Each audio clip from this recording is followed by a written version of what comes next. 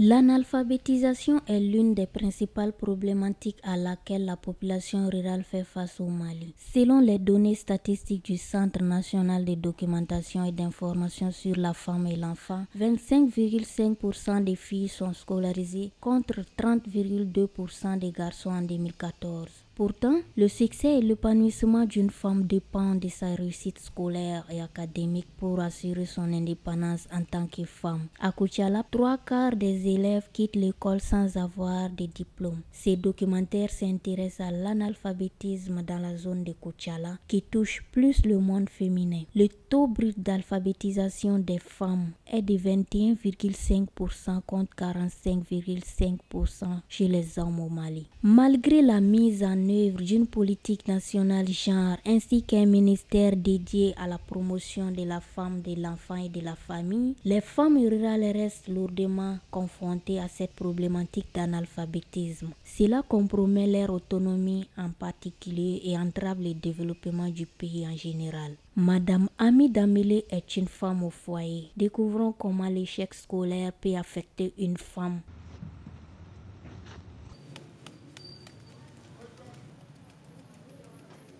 Wani ka kalanbaliya kɔni sɛgɛnba don degun do tɔɔrɔ don ne filɛ o sɛgɛn kɔnɔ sisan furucɛ ntanya na kalan ma kɛ fosi foyi tɛ ne kɔni sisan fo ni mɔgɔ de y'a di ne degun ye n'a sɔrɔ ko ne tun ye kalan kɛ ko n ye baara sɔrɔ n bɛ degun min kɔnɔ n tɛ k'o kɔnɔ.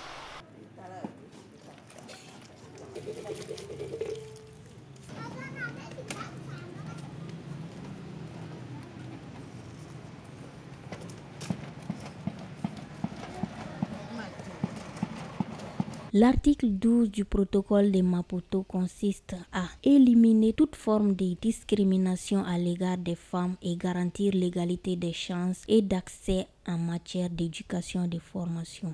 Mais dans le monde rural, plus précisément dans la zone de Koutiala, souvent ce droit à l'éducation fait l'objet de discrimination à l'encontre des filles. Exceptionnellement, certaines arrivent à changer le cours de leur destin, même après le mariage. Question de choix ou destin, allons-y découvrir Madame Koulibaly Bintou Koulibaly, femme au foyer.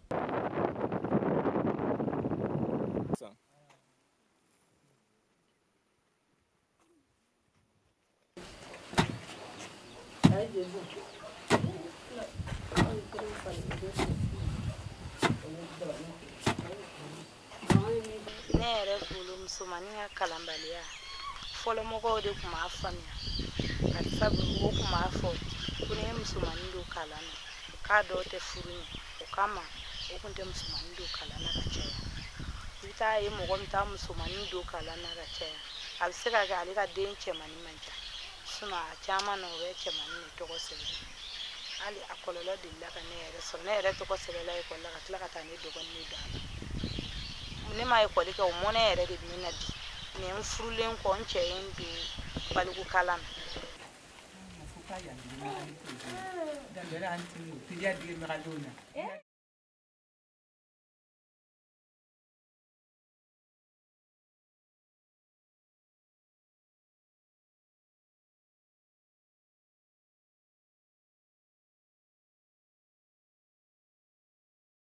Nana ye jana kalan nafaba de b'a la ni ye kalan kɛ a b'i ka ko caman a b'a nɔgɔya i bolo quoi o de kama n sɔnna a ka don kalan na muso mun kalalen nɔ yɛrɛ a bɛ dɔ fara a ka cɛ bonya kan yɛrɛ n'i y'an ka du kɔnɔnaw yɛrɛ jateminɛ ni cɛ bɔra ka ban i b'a sɔrɔ du koɲa caman bɛ muso de bolo i kɔfɛ denmisɛnninw yɛrɛ ka lamɔ cogo fɛ.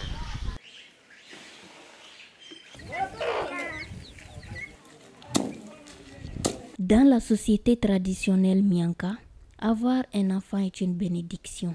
Par-dessus de tout, donner le bonheur à cet enfant est un choix difficile. Qui parle de choix parle d'éducation, parle de mariage, parle d'apprentissage dans un domaine pour qu'elle soit indépendante et épanouie dans le futur. Monsieur Mamadou Koulibaly, père de Bintou, nous raconte pourquoi les parents n'inscrivaient pas les filles comme les garçons à l'école.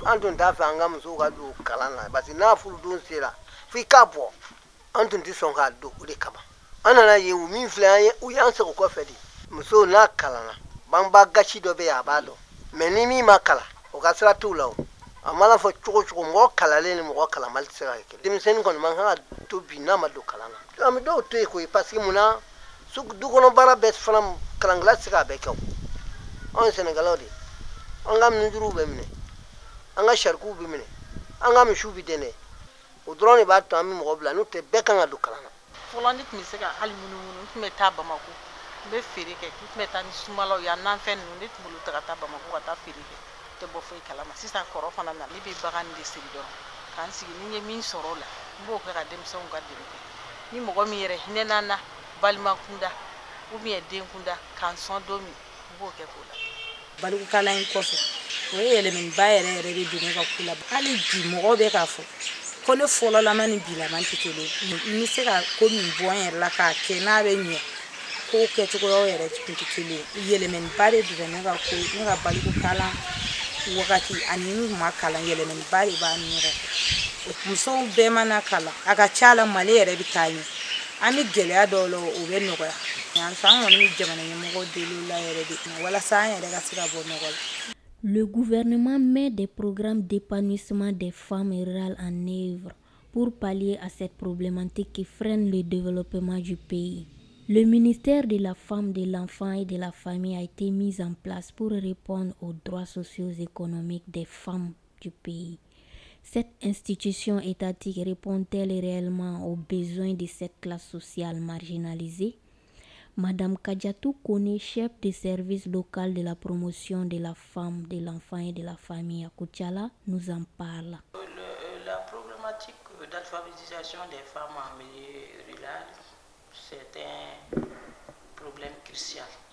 Les femmes non alphabétisées ont d'énormes problèmes à pouvoir contrôler leur propre santé d'abord.